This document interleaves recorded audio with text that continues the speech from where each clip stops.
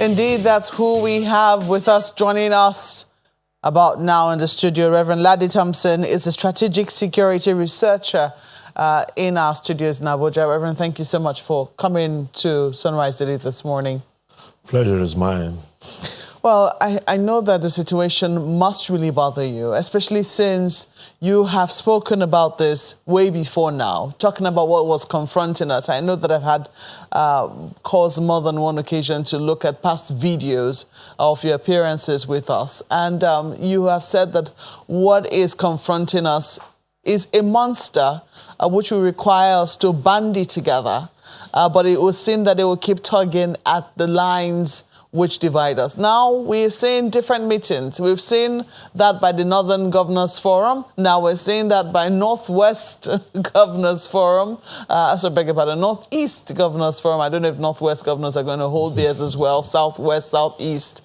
You know, what should we really be saying if we are to confront the monster of insecurity that currently faces us as a people?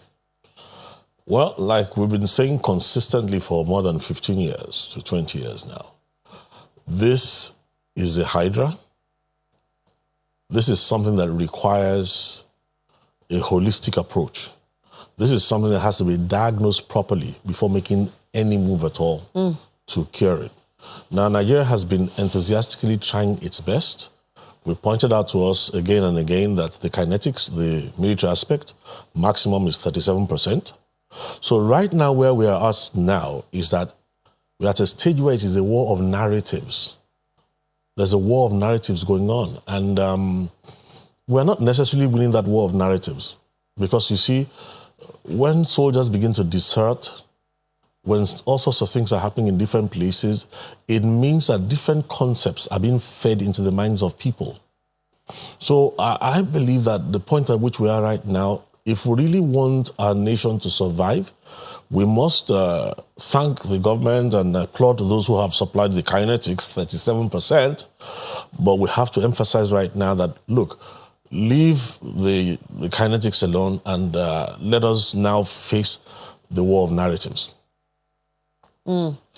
Well, you said that the problem has to be diagnosed properly. I think that is, we're still at the heart of that. Have we been able to diagnose what this problem is properly? Do we really know what is attacking us?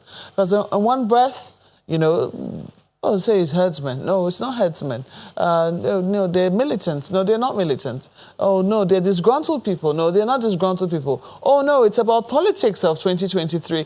What precisely is the problem that is confronting us as a people?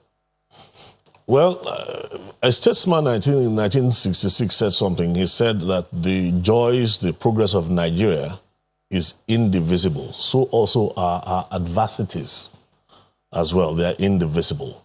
Now, the truth is, what is confronting us is a global problem with a national face. So we should at no time be just concentrating on what is happening in Zamfara, is happening in Niger, what is happening in Ogun State, or what is happening in Edo State, or what's happening in Benue. We need to sit down and take a panoramic view of the whole thing, and then come to the point where we agree that we are up against something that's extremely intelligent, one. Number two, something has studied us as a people. It studied our history, it studied all our cleavages, it studied all our fault lines, and it is exploiting all those things one by one. Now, if we look at things very well, you find out that, look at the media, for instance, and listen to what has been reported by many statespersons and different people over the past 10, 15 years. You'll find out that a lot of people initially got deceived by one storyline or the other. Somewhere along the way, they readjust, but there's still a lot of confusion out there. And unless we do this on time, let me say this. One of the reasons why you see me, consistently over 15, almost 20 years talking about this is because I know how lethal it is. I know how dangerous this thing is. It's going to cost us a lot in the long run if we don't sit down, build up the coalition bipartisan that we need across all political divides. If we don't bring in the entire nation to come and stand as one to resist it, I'm not sure we're going to win at the end of the day. What is the it? Now, I keep pointing out to us that this is a global problem. It's a global problem that has been diagnosed in many nations of the world. It wears a religious cover, but it is not religious. It is supremacist.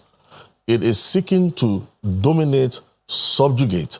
And of course, you know that, like Nazi Germany, anything that is supremacist is doing it because it has a lot of gains by the time it, succeeds finally. Now, some will say, like you pointed out earlier on, 1 minute people are saying, oh, it's an ethnic clash. Then they say, no, it's economic. No, it's financial. No, it's a hydra. It was designed to be a hydra. And if you look at many other researchers and what they've done, you'll find out that this hydra has been with us for a long time. It's only that it was between 1980, 86, it received a huge boost in Nigeria because of the fact that Osama was next door to us in Sudan for 6 years. But even prior to that, there had been a build-up, that was creating cracks into in this nation's fabric, and having all sorts of narratives we've never attended to. So the point now is this: it's a global thing. It wears a local face. It's supremacist. It's a hydra. It will come disguised as religion. And initially, you find out that some of the people who are resisting now were deceived initially. And some of them felt, oh, it's advantageous because in Nigeria, we have a religious divide that we inherited based on our colonial legacy. Nobody has ever worked on it. If I remember very well, when the statement said that the joys, the happiness of Nigeria is indivisible, and so is adversities, there were two things that statesman said in 1966 we have not attended to. One, he said we should halt the disintegration. So it means there's been a disintegration process that is being taken advantage of. Then he used the word for the second thing, recrudescence, which is the recurring of something that is not pleasant. So what we're seeing playing out in Zamfara, in Niger, in all these places right now, we can't shout Uhuru because we've just returned one set of girls. We need a policy that is national. We need to make sure we build up an answer that is convincing enough to make Nigerians be ready to stand for Nigeria. And I say that, of course, again, piggyback on the news that there are some soldiers who are, deserting. Now, that's a serious thing. Because if you realize that you are up against something very intelligent, it knows how much personnel we have in all our armed forces put together. Dividing the army, splitting up our people, bringing in narratives of all sorts is part of what it does. It uses force multipliers. And honestly, in fact, let me just put it like this straight away. I think we need to have a declaration of war, but remember, is a new kind of war. Because if we declare officially that Nigeria is at war, the attitudes of all Nigerians will change. We may then be able to get the kind of cooperation that we need from across the entire country. We are transiting from the third stage to the fourth and final stage of how this thing works. If we say, if you hear, because you have talked about how this is now, the battle we need to win now is a war of narratives. Narratives, yes. Now, you have also said in the beginning, you said in the beginning that let us commend those who have supplied the 37% kinetics that we need in this war. But some people will say that government is also largely saddled with the task of providing perspective. Have we heard from those we ought to hear from those who have been elected into office, from those who ought to have a panoramic view of what is going on, and perhaps tasked with the duty of explaining it to Nigerians so that we all can be on the same page? Have we heard enough from them? Have we even heard from them at all? No, let's put it like this. You see, sometimes when you see what is coming ahead, there are positions you adopt that some people wonder, why do you adopt these positions? Now, these are positions I adopt. There's something called tragic optimism. The position of tragic optimism is a well-known concept across the world. It's the fact that you hope for the best and prepare for the worst. Okay? Now, when you say that, we need to, first of all, at least encourage those who have supplied something. Look at the young soldiers who are dying. the sacrifices they're making is no joke. We need to be able to commend them for being able to get up every morning and go out to defend the sovereignty of the nation. Now, for the people who are in diverse positions, I've said this again and again, I believe that we're on a learning curve. Now, I'm going to say something to you that we need to be very careful of. And there's the fact that when the people become traumatized and terrorized, people are going to lose patience with governance. If we're not careful, people are going to get jittery. Already, there are so many people saying so many things in many different directions that don't have any root in reality. And that's why you see that it behoves on leadership. And when I'm talking about leadership, not only the state now, also non-state actors as well, who know what is ahead if we don't get it right. For us to encourage government for what it is doing, while we also give them an elbow in areas where they should be doing more. But what is most important of all is to get everybody to realize that we are dealing with an existential threat. There may be no Nigeria anymore if we continue to let this thing move ahead of us. It is sophisticated. That's why if you don't see me pointing fingers, because even the health sector of Nigeria, education sector of Nigeria, the degree of sophistication we have right now is nothing that we are going to write home about. So if we look at something that comes against an entire nation with the kind of sophistication that it has in hand, I'm going to tell you that this position of tragic optimism is about the best way to get everybody on board as much as we can while we can. So the question that is, bothering my mind is whether we have that sense of urgency from the leadership. If you say that the threat confronting us is existential, and you're not the first person to say that. A number of people have also pointed that out, that what we're actually looking at is deadly for us as a people. However, we're not getting that sense of urgency from those from whom we should be getting it.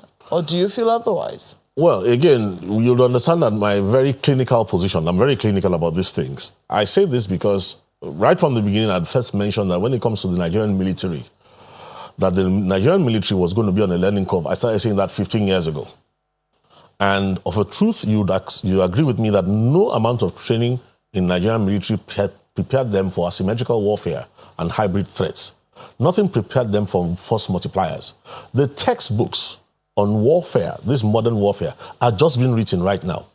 And so all I urge us to do is that, look, the military needs to upgrade. For instance, the traditional chain of command never works against this kind of asymmetrical warfare. They're going to have to deconstruct interagency cooperations and things like that. Not only that, the bipartisanship that I mentioned in leadership, you're going to agree with me that these are not part of the Nigerian narrative normally. So what we're talking about here is that I would rather say that I will talk to good leadership that what we need is exceptional leadership, deliberately. I will say to good leadership that what we need for now is exceptional leadership. You really have good leadership now? Well, like I did say to you, tragic optimism, my own position is to talk about good leadership, but demand exceptional leadership. And I'll tell you why I say this. Political leadership is one thing. If you look at de facto leadership in Nigeria, it really goes beyond the political. And you're going to find out again that there's a whole lot of leadership in Nigeria that is not taking responsibility.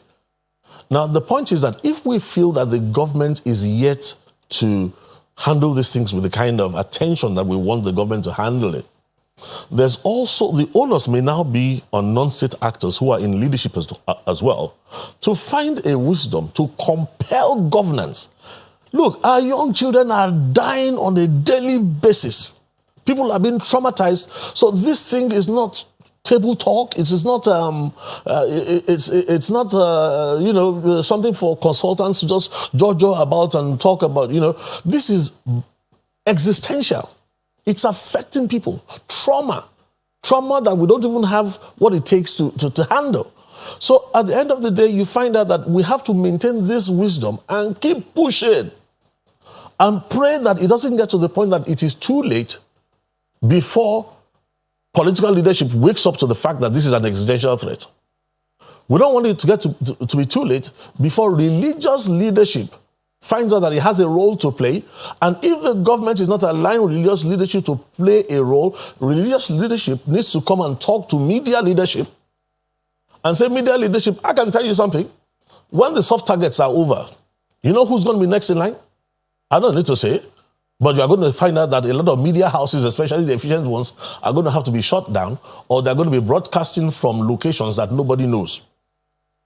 Because once we pass this phase, we're entering the fourth phase. Once we enter the first phase, it's no longer soft targets. They're not going to be kidnapping school children and all that anymore. No, they're going to be going after institutions, shutting down institutions to cripple the country from within. And that's why I'm saying to us that politicians whose eyes are fixed on 2023 need to be educated that if we enter the fourth and final phase of this thing and we are transiting already from the third phase, we should stop thinking about 2023. There may be no such elections because, look, for instance, there was an attempt to hijack the solution. I'm a witness that if not for a lot of research and a lot of stuff, if we had allowed the intelligence behind this thing to hijack the so-called solution, Nigeria would have breathed for 2 months, and then afterwards we will have found out that we have jumped from the frying pan into the fire. Mm-hmm. Now that that has been thwarted to some degree. Hijack the solution. Can you shed a little more light on that? Well, what I'm saying now is that since officially governance was slow to realize that there's a religious cover to this, and that religious cover has to be blown so that we can unite the nation. Different clerics began to come forward to present themselves. And of course, amongst them, if we have the kind of intelligence of what we're up against, they had enough intelligence to present us with solutions that would have worsened the case for us. So it behoves people like myself, people who are ahead of me in leadership in the religious communities, for us to join hands together across all divides and then begin to propose people and mention names like that of people like Dahiru, the famous Sheikh, Dahiru Bauchi, as the kind of person we would like to see working with government to find a solution to these issues. Somebody who we know that can, engage in dialogue, dissidents, kidnappers, and people like that without losing sight. Now, we kill two birds with one stone. Although he's quite old now, but I know he has a lot of disciples beside him. I'm talking about a man like Dahiru Bauchi. Now, if we had a cleric like that, and we brought that kind of cleric into this war, we're now talking about the narratives now. Now, he's an Islamic scholar. Mm-hmm. He's an Islamic scholar who has always stood against violence. At least a few of my friends in northern Nigeria, I'm not a Muslim, but I can trust the judgment of at least a few number of people I know who have spoken so well of Sheikh Dahiru Bauchi. He, for instance, we know definitely all through the years when there was one fiery cleric in those days who said over his dead body, will there be a Christian president in Nigeria? This Dahiru Bauchi stood up against him and used Islamic scriptures to prove that this kind of attitude is wrong. Now, a man like that should be pushed to the forefront. Look, for Nigerians to get to move forward, we still need to talk to some of the older generation also who saw the fault lines being erected, the fault lines that are now being... We don't run away from these things. Nnamdi Azikiwe once said, look, let's forget our differences. And Amadu Bello said, no, let's not forget our differences. Let us, put them into... let's examine our differences. Nobody can hide away from the fact that the war of narrative started long before this Hydra came to exploit it. Don't forget that available online in Nigeria here, there are BBC recordings of the former Premier of Northern Nigeria talking about one of the tribal communities in a disparaging tone. Don't forget that the northernization agenda was based on a narrative. Now, those kind of narratives are not helping anybody. We've gone past all that. I attended Ahmadu Bello University, so nobody can come and tell me and argue with me that Northern Nigeria has any deficit of intelligence. There is more than enough intelligence in Northern Nigeria spread across to match Southern Nigeria to sit down together and forge a better future. Why am I saying this again? Look at the responses that are coming out of fear right now. A lot of people are looking for the future in the past. Everybody wants to go back to the past, forgetting that the enemy who can split you, the enemy who can destabilize your nation, is not going to allow anybody to go back to the past, if that's the hopes that people have. So we are right now at a point where all leadership in all areas, media, religious, business community. I want to say this to the business community, and let me say this on air so that it can be very clear. I've been working on this for 20 years, and I've moved from location to location in this country, and I've watched the economies being destroyed in certain locations in this country as it moved. I've watched wealthy people reduced to paupers. But what is making this country, that makes us keep going on here, is because we have no respect for statistics. We don't have respect for numbers and figures. If we did, and would realize what has already happened, how many people have built homes and their homes are devalued, had to abandon their homes or sell them for about 5% of what the homes were worth, then the business community in Nigeria will sit up now and realize that this ill wind that is blowing is going to come and affect even the business community. And then maybe we can now build, everybody will now have enough reason for us to join hands together across all divides. I'm watching what is going on. I see one of the governors making certain comments. There's a crossfire between federal government and one of the governors and this and that. Do you know what the truth is? We mustn't allow anybody to descend to those levels. If we love our children, we love the future of our children, we want this nation to continue to exist a few years down the line from now, we have to make sure that people arise who are bigger than all these divides, who can help everybody to wake up and say, look, this is what we're up against. This so-called political divide, there will be no politics if this thing succeeds. So first and foremost, let me get this straight. Are you saying that the business community seems to be, I don't want to use the word unaware, or they're carrying on as if, there is another world that they're operating in different from the world that we all live in? Is that what you're insinuating? It's not even just the business community, the entire community. Look, Nigeria was built on principles that makes each person, we were built on divide and rule. So that makes everybody self-centered, sort of. Everybody fights for what they can get.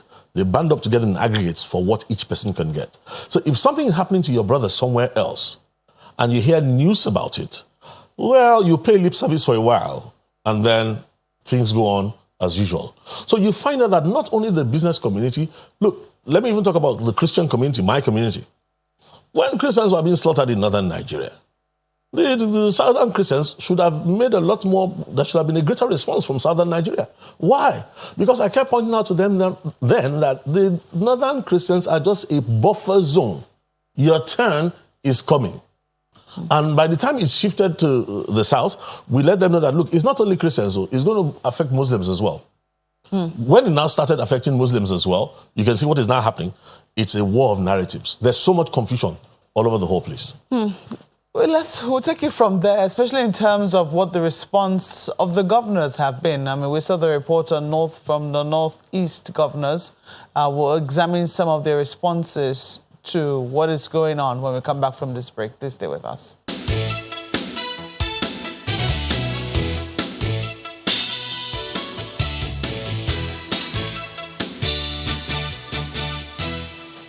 Reverend Laddie Thompson is still with us in the studios, and we're talking about now, we're going to talk about the response of the Northwest governors. You saw that report before when we started the segment with you, when they were talking about state police. There have been all sorts of responses, and I think we brought you on when we had that controversy around Amotekun in the Southwest as well. It looks now that we've been told that central policing efforts are now being obsolete to tackle what it is that we're currently facing. What are your thoughts on what the response of the governors have been so far? Well, I listened to them all right, but one of the things I wanted to do first of all is to separate the regional response from the issue of state police. The regional structure, when Amotekun and Shege Kafasa emerged and all that, we need to separate that and look at the call for state police. Sheikh Kafasa didn't see the light of day. It died somewhat. They floated it, in theory, even if it never really, it never really was able to find its footing. So the concept is still there somewhere. And anywhere there's a concept alive, it can always revive. Now, for the state police, I'm one of the people who used to be very excited about the issue of state police until I had a conversation with one of the people who I consider to be a mentor in Nigeria, a statesman called Ahmed Joda. The day I sat and listened to Ahmed Joda on how what they call them in those days, the whatever police that used to be had obtained earlier, the traditional police structure in the earlier years. When they announced the federal police structure, he mentioned to me the joy that came all over Nigeria at that time. And when he now mentioned what the state police had been doing and what they had degenerated into, it now tempered my enthusiasm. I now found out that if we need the state police, there's no two ways about it. However, we're not going to look at the kind of celebrity, the tonality there is more political than security-oriented. Now, if we're going to make the state police work, we're going to have to look into the fine details. We're going to have to do a whole lot of work telling what you can do, what you cannot do, what powers are yours. Look, I remember, it was on channels, we were talking about some of the excesses of the Amotekun, which was, attracting a lot of attention some weeks ago. And I said, listen, anybody should have expected these excesses. Because in listening to the way the things were put together, the degree of articulation was not enough to be able to pin down exactly what this is and what this is not. Because we know that there's really no federal legislation that is really truly supporting regional forces. Now, Nigeria cannot shy away from these things. We need innovative... Look, the best future for our nation will come out of creativity, innovative leadership, and disciplined execution. I know that the Southwest governors were very categorical in trying to, deny the fact that this Amotekun thing was not a regional thing. I mean, they kept on saying that each state had to make its own laws to support Amotekun. And I think that, especially because the federal government was quite concerned about developing regional outfits. Yes. So we saw that denial, very vehemently on the part of Southwest governors. But you maintain that this is regional. Is that not right? It was all semantics. The point is we have an existential threat. Yeah. And regional forces that are integrated into a federal structure would be welcome. What I expected from the federal government was that the federal government was going to help to create guidelines and granulate how regional forces will work and work them together towards one purpose, which is to defend the sovereignty of this country. Now, what has come out of the regional attempts so far is really nothing like what we need right now. We have a shell there. We have some political, some of the governors have gained some political, profit from all that. But if what is coming ahead blows hard tomorrow, the so-called regional outfits on ground right now cannot handle. And let me tell you what the next step is if you really want to know, because once the regional fails, you're going to find out that the last unit, the last stand for Nigeria is when it goes down to the level of families. When you find out that each homestead, each family is going to have to work within a framework of a national policy to defend its members. We don't want it to come to that. So the greater the articulation now for integration towards one purpose, then the better it is. That's why I said we need not just good leadership from the federal government, we need exceptional leadership. Well, let's take it to my colleagues in Lagos. Chamberlain. Well, good morning, Reverend Thompson. Well, in order to at least help a lot more people understand this, perhaps could you tell us why Nigeria? Why are they targeting this country? I would have thought that was obvious because even Osama bin Laden in his notes had mentioned the regional importance of Nigeria. 1 in every 6 African, black, all over the world is Nigerian. Nigeria has a clout that is amazing. And the truth is this, if Nigeria goes, West Africa is gone. If West Africa goes, Africa is gone. It's a specter that is better left unimagined. But the people part of this solution now, because I mean, when you talk about religion, you know how deep and people connect with that. How easy or difficult is it? I mean, what needs to be done to ensure that people themselves also get to that level of awareness so that we can begin to perhaps, if we could engender some sort of national action from the people perspective?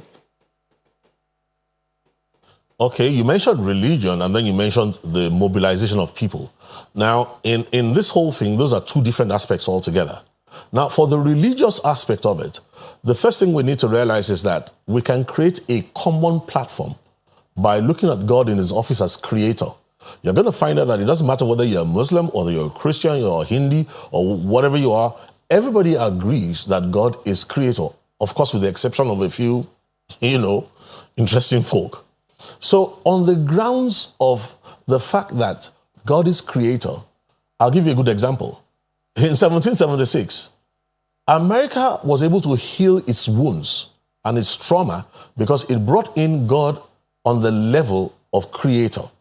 And that's why you find out that the Declaration of Independence says we hold this truth to be self-evident that all men are created equal. Now, if you go to a speech that was made by Tafawa Balewa on the 7th of October in 1960 at the UN, United Nations Assembly, you'll find out that in his last paragraph of his speech, he spoke about the troubles we're having today.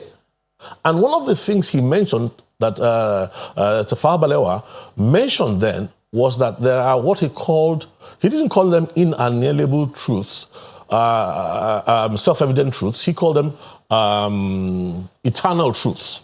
He called them eternal truths. So if we go back and research what Sir Tafawa Balewa, what he mentioned, you find out that for the religious aspect, eternal truths, there's value to the life of every person.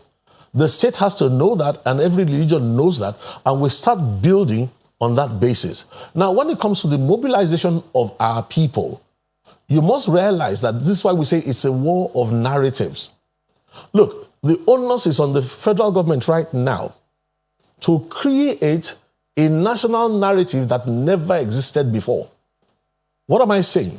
A national identity that is so profitable that every other identity will pale into insignificance.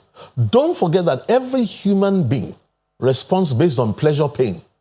So if you create a national identity that has advantages, that has perks and promises, and actually just actualize some, because all you need to do is to sell a dream. Don't forget that the anticipation of pleasure is more powerful than pleasure. And the anticipation of pain is actually a lot more lethal than even the pain itself. So a wise use of this at the federal government level creates a new Nigerian narrative, a new Nigerian deal that is capable of doing what the liberators, Ahmadu Bello, Bafemi Awolowo, Zik and Co, what they could not do because of the exigencies of their day can be done now, and we have all the reason to do it now. Listen, Christians are being killed, Muslims are being killed, Nigerians are being slaughtered, and they're using this war of narratives to still keep us separated instead of us bonding together to face a common enemy. And that's why I mentioned people like Sheikh Dahiru Bauchi and some other individuals too, that if we look around in this country, there are people that the government can reach out to help to build consensus, mold opinion, so the whole of Nigeria is fighting for the future of Nigeria. Well, Reverend Thompson, perhaps there's a bridge between the religious elements that you talked about and the people, Justice Chamberlain asked the other time, because you have also talked about the need for us to engage some religious leaders, such as you have mentioned, and a few others like that. You may want to speak to that later. But talking about crime, criminality, insecurity generally, all crime is local. And it is the same localities that produce the leaders that rise to national leadership. Now, you have also talked about something that's been an advocacy over time, over the past 2 years at least, on this program. That is a national ethos, which you call a national dream. Reference the national anthem, the very first national anthem we had. Though tribes and tongue may differ, in brotherhood we stand. So what is it that you would say should be contents of that national ethos that will grow from the locality to the national level where the political leaders themselves occupy spaces? Because it will seem like there is a huge gap between the political class up there at the national and state levels and the localities from where they come. Good. You have mentioned about 3 things, and I think we need to separate them if we're really going to do justice. But first of all, to answer those 3 things, we need to come to the position where we agree that success is a result and failure is a result. And the point is that there's a construct behind success and there's a construct behind failure. So let's first of all go to the first issue that you raised. Now, you are talking about crime being local, but if the intelligence behind the crime is global, if you attempt to deal with it with the way you have handled the local issue, you are going to fall flat on your face at the end of the day. And I know where this is coming from. I'm going to tell you something that happened to me some years ago. Justin Welby, who was elevated to become, I think, the Archbishop of Canterbury or something, or London. I remember talking to him at one meeting and asking a few questions. When there was a terrorist attack in the UK, that was 7/7 now, immediately I heard how Tony Blair, how he handled the issue. Some years later, the same Tony Blair came to Nigeria and he was addressing our own terrorist issues, and he was trying to allude that it was poverty that was the greatest factor behind it, and all sorts of things that come out of textbooks that are crafted for African policy. So at this point in time, if Nigeria is going to be the leading nation of Africa, we really have to wake up right now to realize that a lot of funding is coming from all over the world to support narratives here right now that will not help us. So the point is this. Number 2, if we move away from that, let's get to the fact that if you give a Nigerian advantages that actually protect him, you see what happens to Nigerians abroad? You see what happens to other people? The value of human worth. Now, let's not talk semantics about singing the national anthem. You can sing the national anthem from here to Timbuktu. If it doesn't have a construct behind it, I'll give you something that's funny that happened to one of my relatives. At that time, the children were very young, and one of my relatives was traveling, and they got to an airport, and they said, look, all Americans to this side, all other nationalities to another end. And people were like, why? They said, well, all Americans are entitled to a hotel room because the stopover is so long, and America does not allow you to keep its citizens sleeping in the airport. So this relative of mine was carrying a baby that was American. And she asked the question and says, does it apply to the baby? To say, as long as the baby has an American passport, it applies to the baby. Now, it became clear that you can't take the American baby without the Nigerian mother. So the Nigerian passport could not get the kind of protection and, the perks that the child's passport could get. So these things are constructs.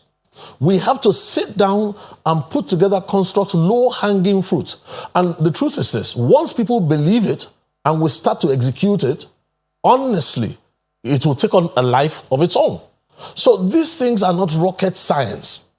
And the point is this, except we get down and knuckle down to these things now, we have a window frame in which I will not even be around to come and grant interviews anymore. I won't be around to run around to try and counsel people and try and give consultancy services anymore, because any wise man knows that if we allow certain things to fester to a point and only come to realize when it's almost too late, what's the point in talking then? But for now, there's still a window to build up that bipartisanship, to build up the value of human worth. Let me say something to you, whether it's the political space, whether it's the federal government right now in its leadership, or whatever it is, we have more than enough of what it takes to make Nigeria that #1 nation in Africa and make it a leading nation, in the world. But the will to do it, the understanding to do it, the attention to detail are things that we have to forge. And I can tell you something, when we enter the next phase, if there's still a window of time, nobody will need to persuade anybody anymore.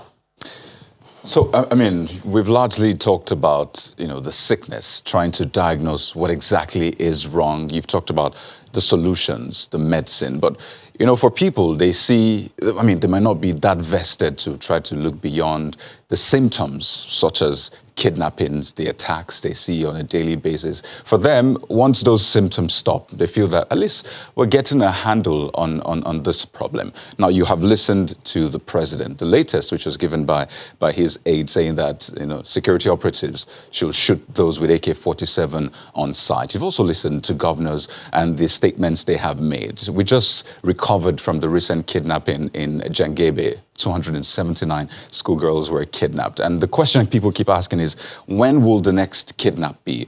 When will my village be attacked next? Because a lot of people in those areas aren't sleeping, as it were. So while we're diagnosing the sickness, trying to find, the solution for it, these symptoms are there. So are we doing enough, really, from what you have seen to ensure that those symptoms, which people see on a daily basis, at least stop with what you have heard the president say, what you've heard the governors say as well?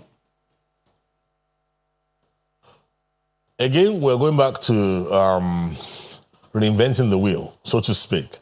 What you have spoken again, and the emphasis in what you have raised again, is the emphasis that we are laying on kinetics, on guns and this and that. Now, the question you need to ask yourself is this, is that, okay, the girls are back, but somebody is winning the war of propaganda. Somebody is winning the war of narratives. Everybody in Nigeria knows that something is coming up soon. They don't know when, they don't know where, but they know that soft targets are available. Now, what I'm trying to point out to you right now is that we don't need, this is not rocket science, all hands on deck. What am I trying to point out? The fact is this, we need to right now show that the value of the life of the female child in northern Nigeria is extremely high. We need to show now that, look, you kidnap one Nigeria, and it translates into pain for the whole of Nigeria. And let me tell you what I'm trying to point out to you is that when the war of narratives is right, you're going to find out again that there will be some people who will come up with the narratives that point out to the terror mongers that the truth is this, Nigerians are no longer being terrorized. In fact, Enai Komu, I remember, made a comment, a friend of mine who's a security consultant. He said that we need to begin to harden Nigerians now. Nigerians shouldn't panic anymore. Because the point is, if you kidnap girls, we pay you a ransom, you take the ransom, you buy more ammunition, and you come back and kidnap more. And then it's a spiral into what? Now, if we look at it just on an individual basis without any policy, out of emotional pressures, we'll pay up every time, we'll quickly succumb to all the threats and all that. But when a nation says, wait a minute, you are trying to destroy this nation, one Nigerian is extremely important. And this is the point. There are some Nigerians saying, if you kidnap me, nobody should pay any ransom. Pay a ransom for what? Nigeria has been good to me. Nigeria has built me up. Nigeria has helped me. And if you pay a ransom, they release me, and then they come back, use that money, and then go and kill other people based on that again, it's not going to work. On the contrary, let me tell you what you concluded on that we need to look at in that thing. Because I remember the governors, there was a question that was being posed by reporters when one of the governors was being interviewed. And they were saying that, okay, these kidnappers who did this, where were they from? Were they Fulani? Were they Hausa? Were they this? Were they that? Listen, the time has come when we need to be very clinical about these issues and stop speaking in innuendos. We need to look back into history, trace if there are any supremacist things that are being taken advantage of. I, for instance, if you ask me, I think the first set of people we need to take pressure off is the Fulani. I ask myself, Ladi, how do we take pressure off the Fulani? I'd like us to go back to 1821 when Hijacking was kidnapped by Fulani people. The track record is there. If you come into our church archives, we have records for you from the Nupechi people. How when certain two brothers, not Dasaba, in ancient times, two Fulani brothers, the slave raiding and all that. So does a supremacist narrative exist in their enculturation program? Yes. Is it modern? No. Is it ancient? Yes. Now the point is, who is it that has gone to stir up that ancient narrative and is breathing life into it today? If we locate the person, we grew up looking at Fulani milkmaids as a very friendly picture. Some people with intelligence somewhere, knowing that Nigeria is not into details, went and dug up that narrative, funded it, expanded it, and all of us are panicking. You see a Fulani man today, and then you are panicking. That's not the way we should go about it. We need to go back into the narratives, locate the people who went to dig up and exhume the ancient narrative and who funded it to make it what it is today. You're talking about taking off pressure from them. How does the country do that? Well, the point is this. The Fulani man too, who knows that this is not what he represents, now has the opportunity to speak up and say, look, yes, in ancient times, this is X, Y, and Z. We have medical doctors. We have this. I know this because my last visit, one of my visits to Gidangoma, I think the Ardo was not around, but the second in command, I can't remember, there's a title they have for the second in command. While I was talking to those people, they called me aside. This was in southern Kaduna. And they called me aside and said, look, there's this precious metal here. The older people are interested in asking me, can this place be like Dubai? They're not stupid. But you see, some of them called me aside and said, it's the younger people who are more impressionable. So the people coming out from the fields who are coming to come and persuade them are coming with a narrative that excites the young, gives the young a vision, gives the young something to look up to. But if we are clinical about this thing, then we now empower the more wise ones and the sections of the Fulani who say, look, let me even bring it to you like this. Please, let's stop all this rubbish about somebody bringing AK-47 rifles and arming the Fulani. There's logistics behind it. Who is the person doing that? Will they have been going around on rampaging, even the ones coming into the country? Will they have been doing this? Let's not forget that there was a time when we had, what they call these people now? Palm Wine Tappers Association in southern Nigeria. They become anachronisms by economic factors. They became anachronisms. Now, it's the same thing with all this talk. In fact, I'm ashamed at times to the level of thought, the kind of discussions we're having in Nigeria. Let's look back to 1956 when the Western Nigerian Livestock Company was put together. Let us remember that that same company was actually initiated 10 years earlier by the British. Let us remember that under Chief Akideko in Western Nigeria then, we had this Ndama breed that they went to bring from Mali because they said the weight of the cattle per hoof was 500 kg compared to the 250 to 200 kg of that of the average Fulani person. At that time, they set up what they called the Fashola Breeding Center, which was in Ilora then. And then what they did was that they began to breed and they opened up about 9-12 ranches. It was a commercial venture. Why is somebody talking about bicycle repairers? Talking about palm wine tappers and then talking about, this Fulani is this, is that. No. The reality is that if we take care of the details, a lot of people, look, how many Fulani people, I went to school with Fulani people. Well educated. Reverend, we can go on and on and on, and we still might not get to the bottom of this. I know that security is an ongoing conversation, something that will continue to agitate our minds until we find a solution, until we hear, according to my colleague, let's see less and less of the symptoms, because it is the symptoms that make all of us very concerned and, continue to get us agitated. But we have to thank you for shedding light on some of the areas that we should be paying attention to. Reverend Ladin Thompson is a strategic security researcher and has been speaking to us here in our Abuja studio. Thank you once again for coming on. Pleasure is always mine. Well, we'll take some of your mails now in your messages. This is from Don Zeggs, who's talking about national security. He says, listening to Mr. Laddie Thompson breaking out the challenges of this nation and proposed solutions is both heart-lifting and worrisome. Nigeria has been in a state of flux for decades.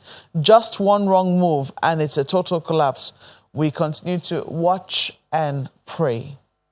Well, Dare says, as a nation, we have long dwelt on the path of division rather than coming together to collectively fight the common enemy. The issue of insecurity continues to spread all across Nigerian states, which we dwell on unnecessary grounds such as primordial sentiments.